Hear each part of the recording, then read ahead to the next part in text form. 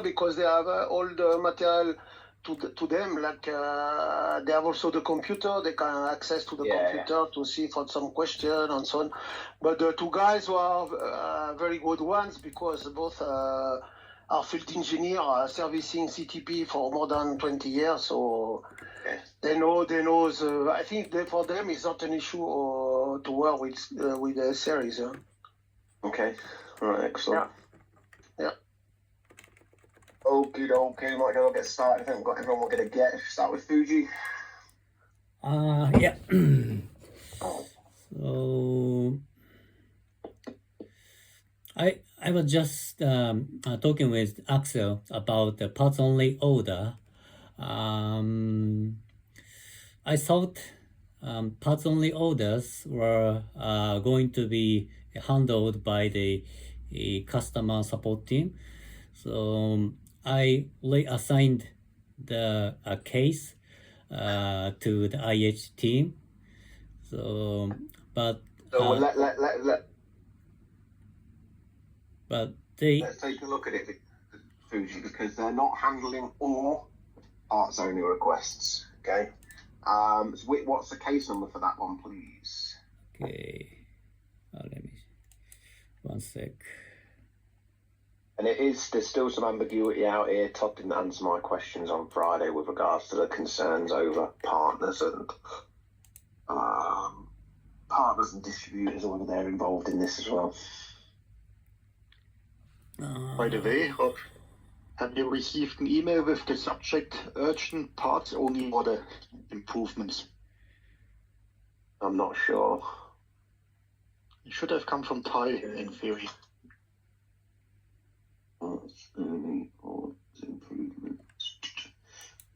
So I have got it, but not from Ty. I got it from Annika after our conversation on Friday.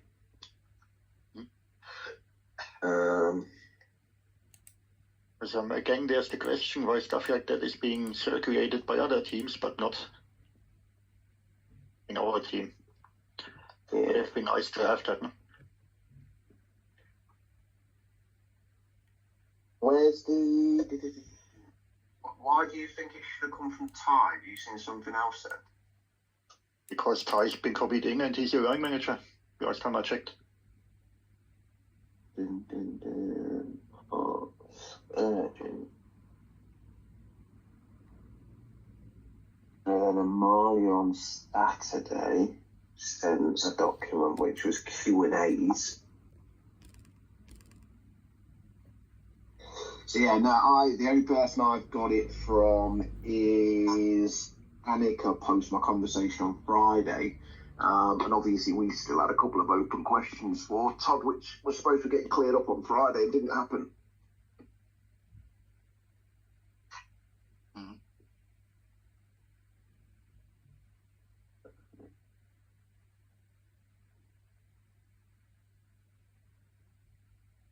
Annika.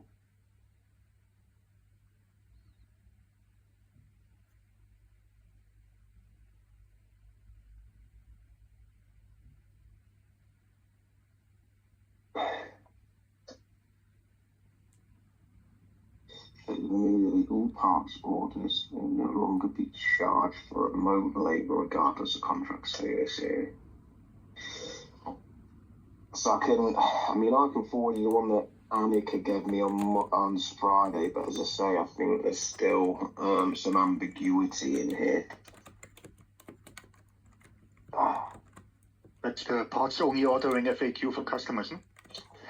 No, this is now the PDF's a separate one.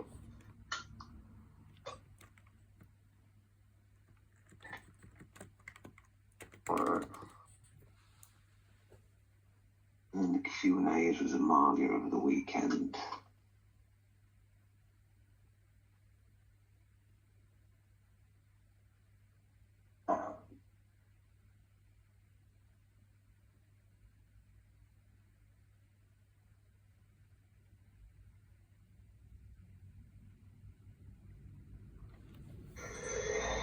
Okay, so what was the case number for this one? Sorry, Fuji. はい。Let let's see, 97586. 97586. SEA parts only. 202.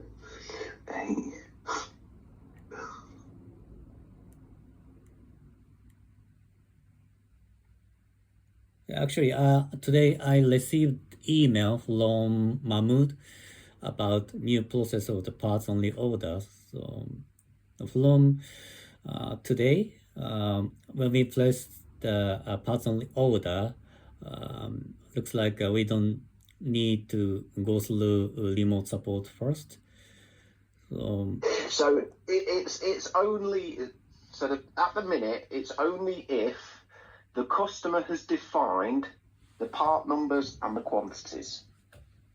Okay. Okay. Then it will be processed by customer service. If there is any ambiguity in the part number or the description or anything like that, they will just follow the normal process and put it into a remote queue. Okay. Now, from what's being said at the minute, as I say, from my conversation, like I said to you last week, from my notes from when we went through it with Jason, etc., I had noted it was only for T&M customers.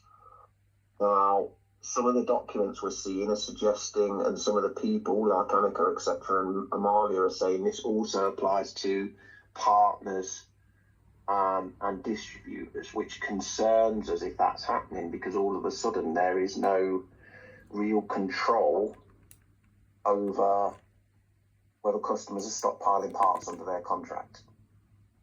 Lose that ability because customer service don't have any technical knowledge to determine does that look like an unreasonable amount they're ordering. And then customers figure that out. Our stock might dwindle rather quickly. Yeah, exactly. And as I also said to them, sometimes if we see an obscure quantity, we'll go in and check what our current inventory levels are of them, which we shouldn't be doing, but we do. And I said, there's going to be no way for them to do that. They're not going to know whether ordering 4 ink pumps on one writing system's a normal order or not. So as I say, there's still some clarity to get there. The other thing to note as well, Fuji, is that in the circumstances where it is correct for them to place the parts order, they will create the parts order, and as soon as the parts order's entered, they will then change the owner to the hardware queue, and it is still the remote team's job to disposition those parts, basically. Yeah, so you've then got to pick it up and you've got to follow them to the customer site, get confirmation, and administer them in the system. So it's only the first bit that's changed in some cases. Okay. Such a case, I need to glove a parts order case one more time. Yeah. Okay. Understand. Another question, of course. When you change the owner of the work order, the owner of the parts order doesn't change. So customer service orders a part. The part order is in the name of the person that ordered it. So your list view for parts orders, when you go into my parts orders, is going to be empty. Right. So the list views are completely useless for this case. But that, of course, nobody thought of. No. All right, do you want to maybe ping a link to the report, the report that you're using, that you're referring to, Axel, and then we can throw that over to Jason and ask him how we're going to manage that as well. Can do it. I did actually start a request 2-3 weeks ago to have the owner of any parts orders and return orders change with the work order owner. Because I think it's a little silly that a child object of a work order does not have the same owner as the parent. Okay. How long that's going to take, of course, is a different matter. All right, start by getting that report over and we can ping that over to them and ask them how we're going to do that, because otherwise we can just show that that's going to cause big problems with us following those parts orders. Okay.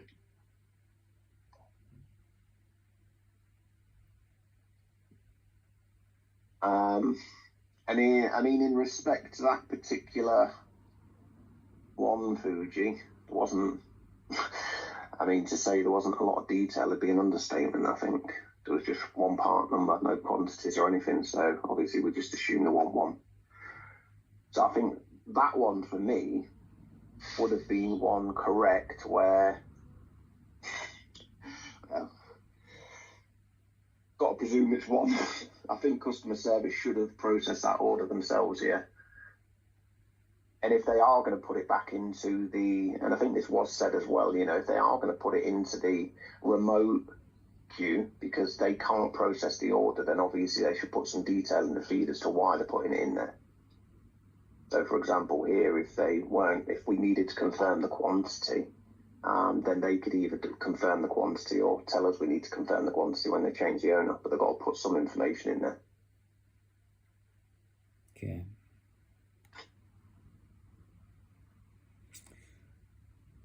Understood.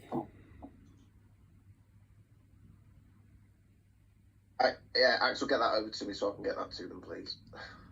As I say, when we had the call with Jason and that, guys, we didn't. It was only an hour-long call. There was a lot of people on there from different areas, and we probably only got a couple of minutes each to speak and ask questions, basically. So I think it's going to be messy, personally. Okay. Agreed.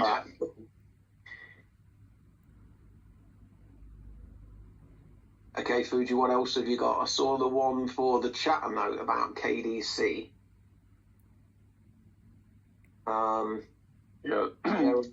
Feed rumper detected. That was actually me and Fuji in parallel working on it. Yeah, we are side by side. Side by side, yeah. So I recognized actually dryer number 7 that reported an e-stop error just before. Yeah, you're correct. So I was thinking that may be the main issue, but a minute before or a couple of seconds before, there was also an EMT error. Yeah, that's what I've seen. Yeah. So what do they have post press at KDC, Fuji? What equipment? EMT means like a contact. So.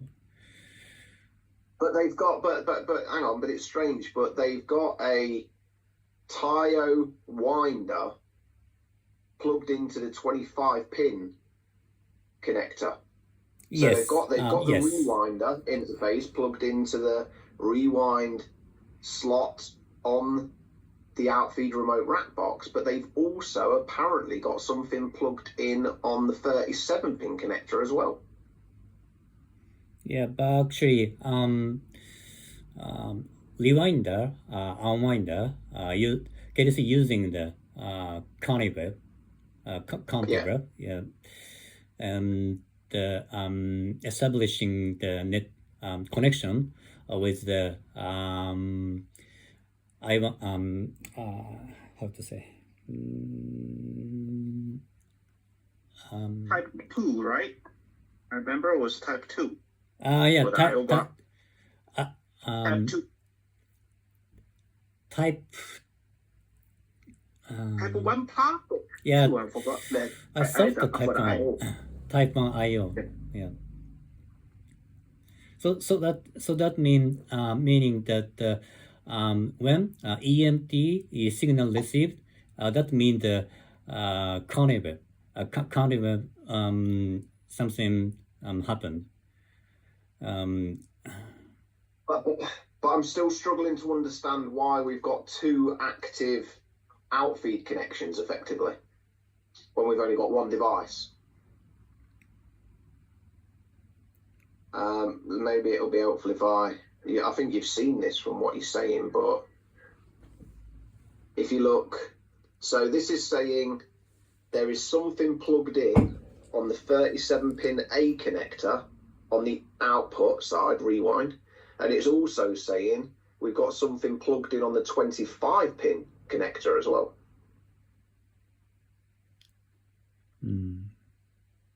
Now, if we I understand. Find that. One is the taiyo, like a finishing machine, and one is the condiv. The conti one. Yep. Okay. Okay, so I don't remember use which one both at the taiyo. they use both at the same time. Yes. So it goes post press. It goes through the taiyo finishing line and then into the conti web. Is that correct? Yes. Correct. Okay. Well, the first thing I saw, David, is it looks to me actually like one of the external devices gave us a not ready signal. Yeah, but there's a timely difference, no? That's where I'm not quite sure if that is then really. Yeah, but they never get out of an e-stop fault, I don't think. Yeah. Effectively. Transport error cause print stop. Then the winder goes as well. Then we start losing everything due to the e-stop. But something happened. It's weird. It doesn't look like it's coming from us to begin with in March. Well, not from the messages. Maybe the trace will tell us something different.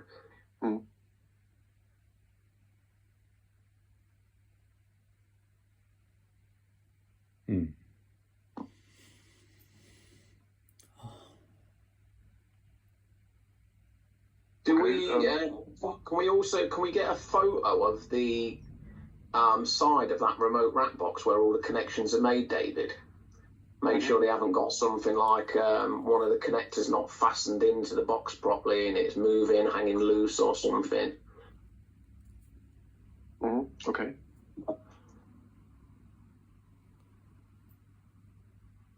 All right.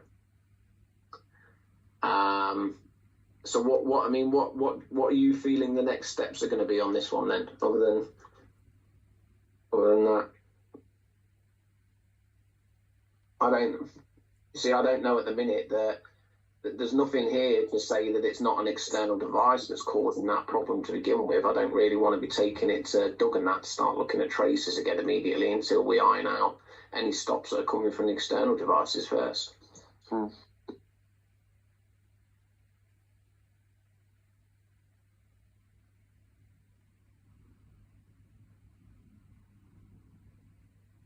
Yeah, we can check how it looks like, connectors and stuff like that. Okay. All right. Yeah.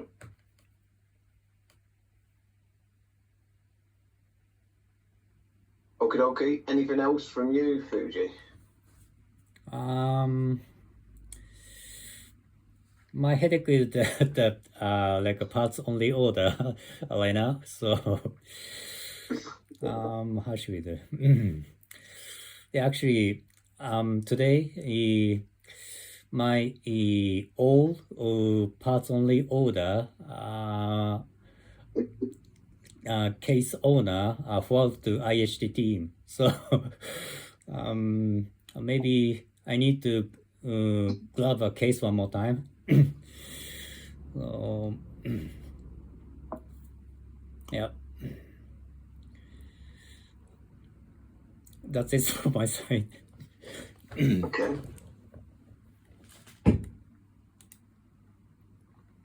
The only thing I can probably say, Fuji, is maybe that if you get a couple more parts orders in, that you're gonna, if a couple more parts orders come in that come to you, maybe we need to just ping each other and have a quick look at them and decide what should be happening with that one, just to make sure we agree that it's one we should be handling or whether it should have been handled by customer service or what. Yeah.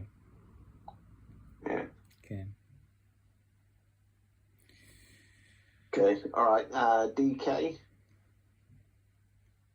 Okay. Morning, everyone. The China have one customer, TJYY.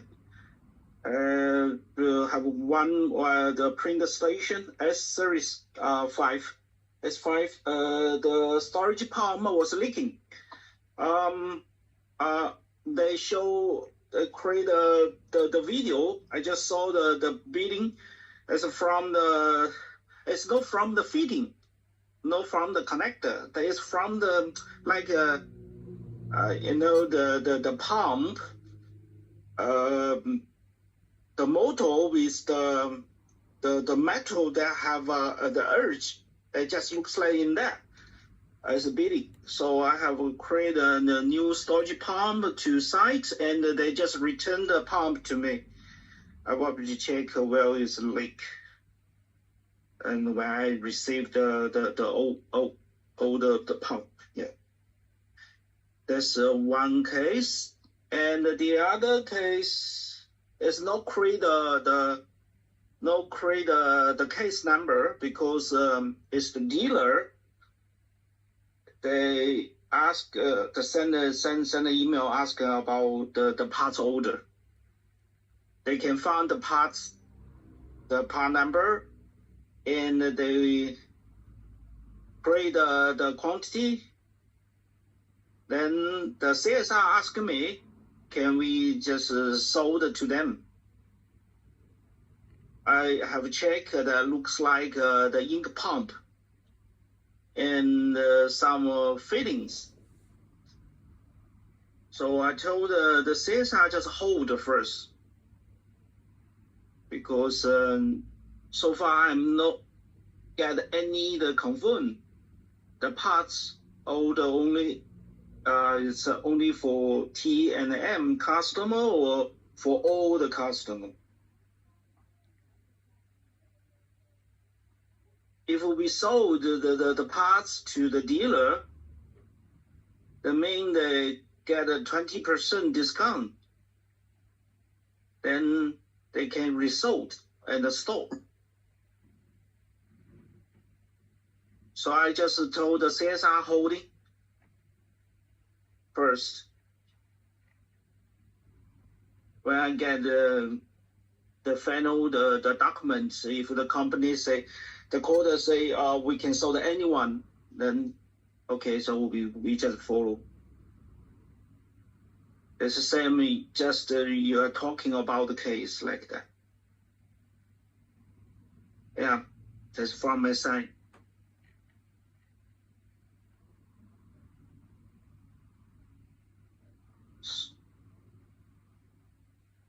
Yeah, I'm done. Thank you.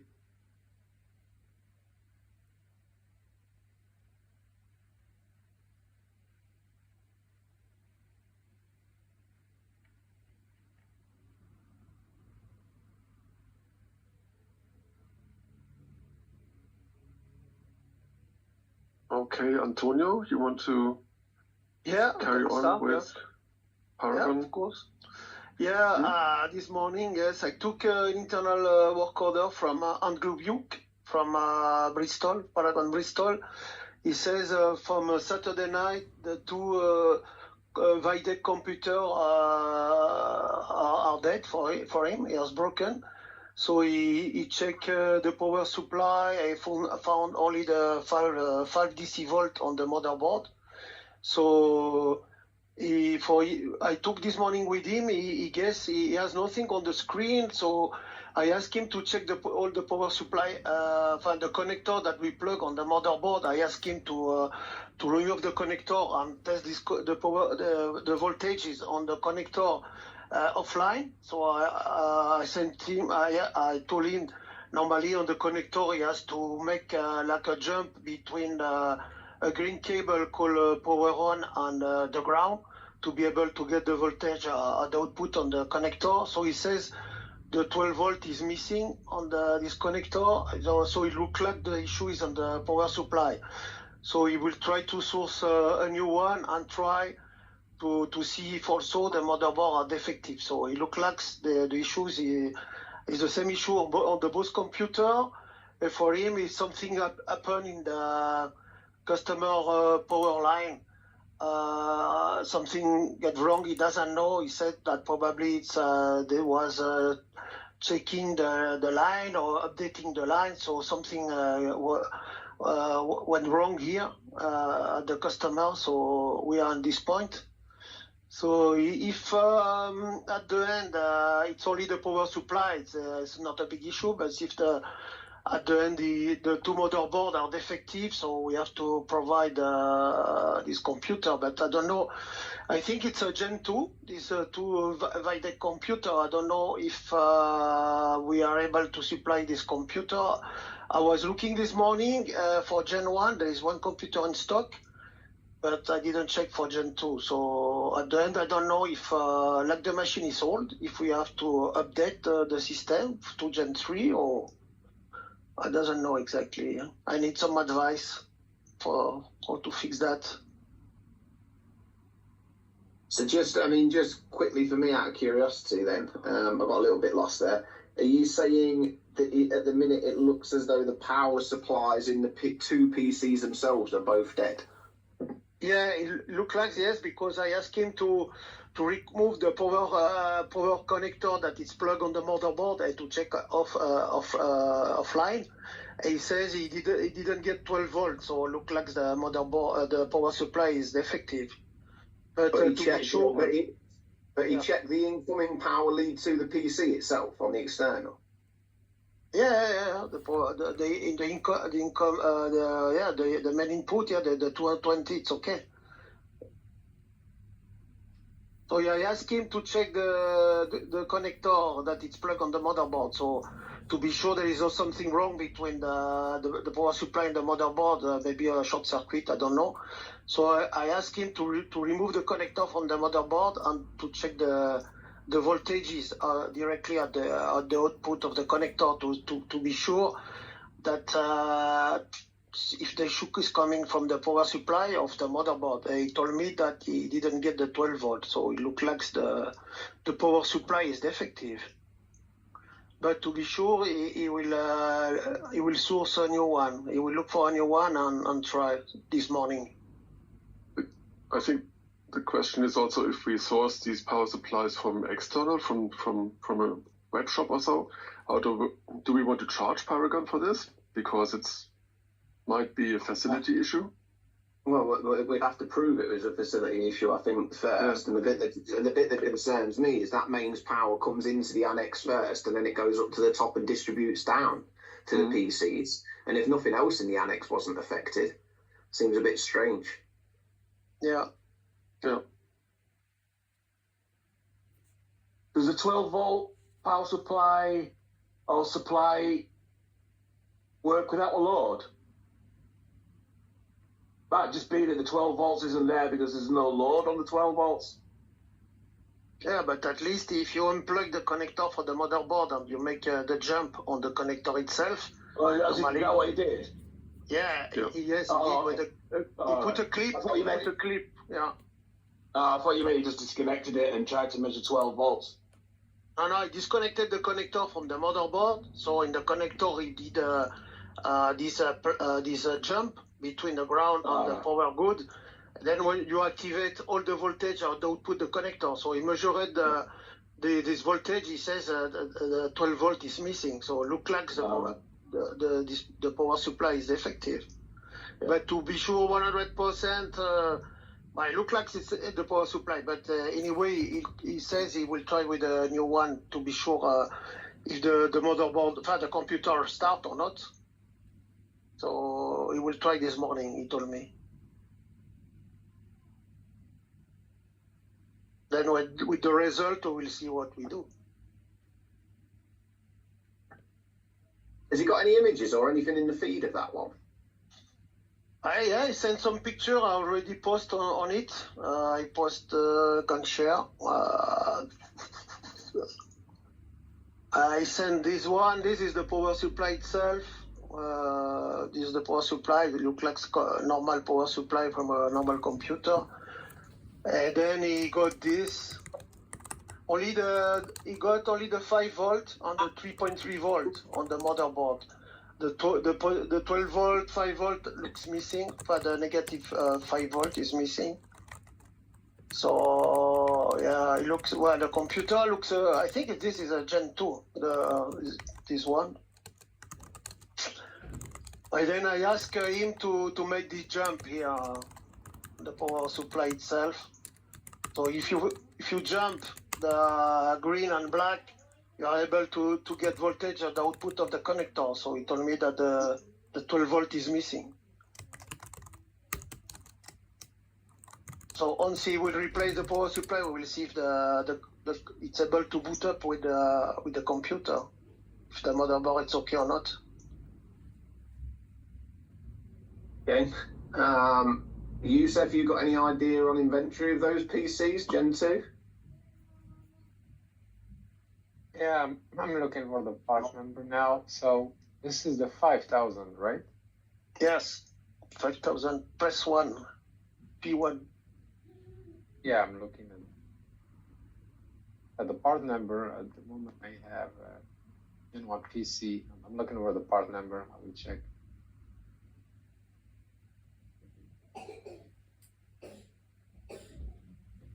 So do they have a Gen 2? I think it's Gen 2 or Gen 1. I don't know the difference exactly. If you are able physically, if you see the computer, to know if it's Gen 1 or Gen 2? There must be labels there. There must be labels. There should be labels on the computer itself. Okay. Top There's or also on the is there side. not there's a knowledge article about it, isn't there? Yes, About correct. the differences. You need to look at the utilities. But if you cannot start the computer, then yeah. But physically, externally, Gen 1 and Gen 2, the computers looks the same? Or there is some difference? Just need to rely on the sticker, yeah. Gen 1 and Gen 2 difference is One is running Unix and the other one is QNX.